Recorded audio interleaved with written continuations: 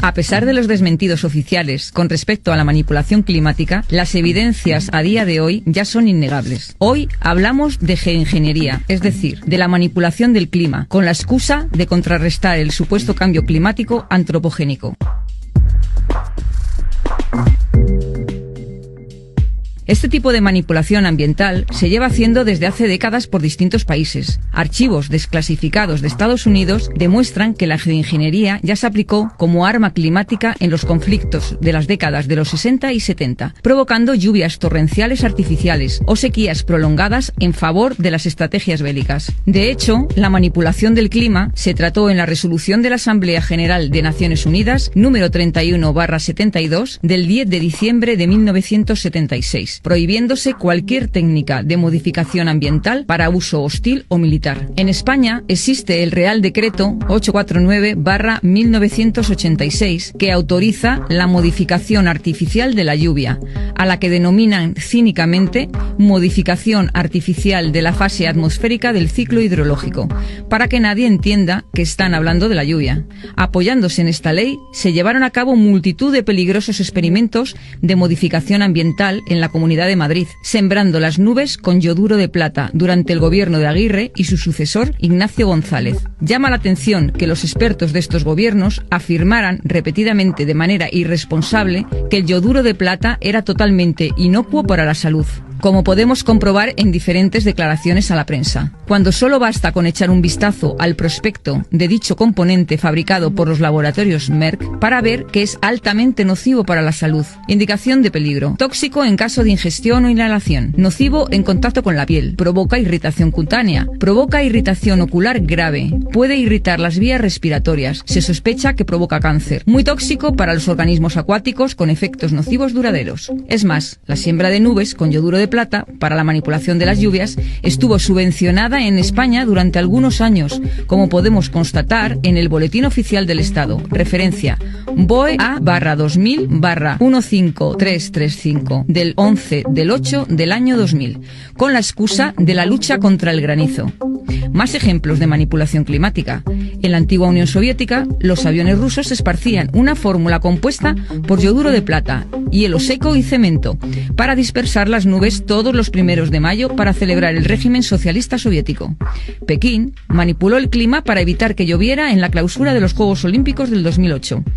A pesar de las innegables evidencias, todavía los gobiernos, a través de las instituciones meteorológicas y prensa convencional, se afanan en negar que se estén llevando a cabo estas técnicas de control climático y ridiculizan a todo aquel que denuncie o simplemente comente en algún medio que se están produciendo este tipo de prácticas. Tal es el caso de AEMET, donde sus hombres y mujeres del tiempo son presentados como superhéroes de película. Estos actores y actrices son los encargados de desinformar de manera recurrente con discusiones absurdas de que si son chemtrails, que son contrails, discusiones en la que en este medio no vamos a entrar. Según cuenta el presidente de AEMET, Ricardo García Herrera, en una entrevista para Mafre, nuestras funciones son la protección de las personas y los bienes mediante la predicción del tiempo. Llama poderosamente la atención que aparezca fotografiado junto a unas nubes que más bien parecen estelas químicas, como para intentar normalizar este tipo de cielos. También reconoce en esta entrevista que ningún país europeo tiene satélites propios y cuenta que los supuestos lanzamientos de satélites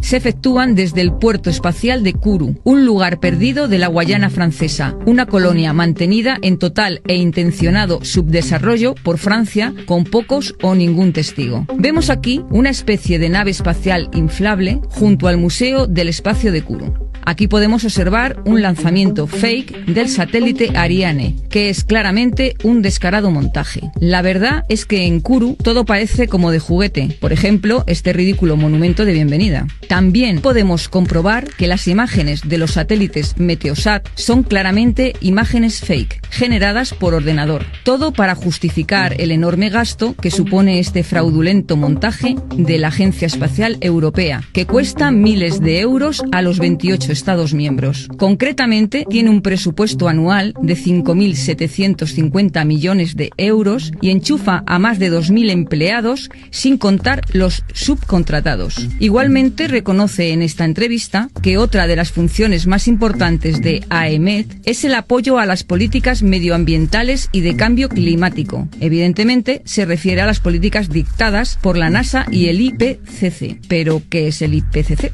El Panel Intergubernamental del Cambio Climático.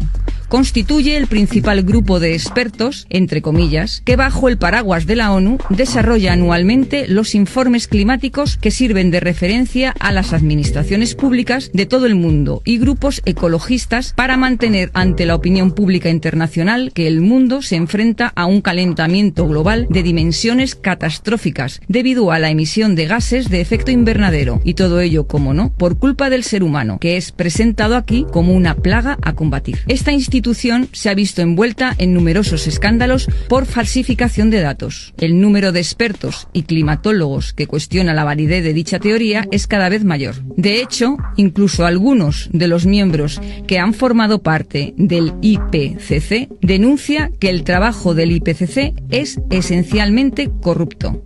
El prestigioso climatólogo neozelandés Vincent Gray denunció que este grupo de expertos carece de independencia. Según él, el IPCC está formado por funcionarios y burócratas, así como por científicos que son seleccionados por los propios gobiernos en función de su posicionamiento favorable a la tesis del calentamiento global. Su expresidente Rajendra Pachauri fue responsable de la información fraudulenta del cuarto informe de evaluación sobre el cambio climático, presentando la información absolutamente falsa de que los glaciares del Himalaya podrían fundirse del todo en 2035. Tiempo después, el IPCC tuvo que reconocer públicamente la falacia y admitir que el informe sobre el Himalaya no estaba científicamente contrastado. Más tarde, su expresidente Pachauri tuvo que dimitir por varias denuncias por acoso sexual a trabajadoras de su departamento. Pero ¿qué hay del calentamiento global? Bueno, ahora ya no se llama así. Después de descubrirse todavía más casos de manipulación de datos como el conocido ClimateGate, cuando el servidor de la Unidad de Investigación Climática de la Universidad de East Anglia fue hackeado y miles de emails salieron a la luz, evidenciando que hubo alteración de datos para justificar el calentamiento global. O cuando el propio líder de Greenpeace, Jared Leibol, admitió que había exagerado los datos cuando dijo que el Ártico desaparecería para el 2030. ¿Y qué decir de la NASA? La NASA ha inventado en gran medida el calentamiento global, manipulando y alterando los datos originales de los registros, para hacer que se ajusten a su agenda política alarmista, según denunció el profesor Friedrich Karl Eber, geólogo y experto en información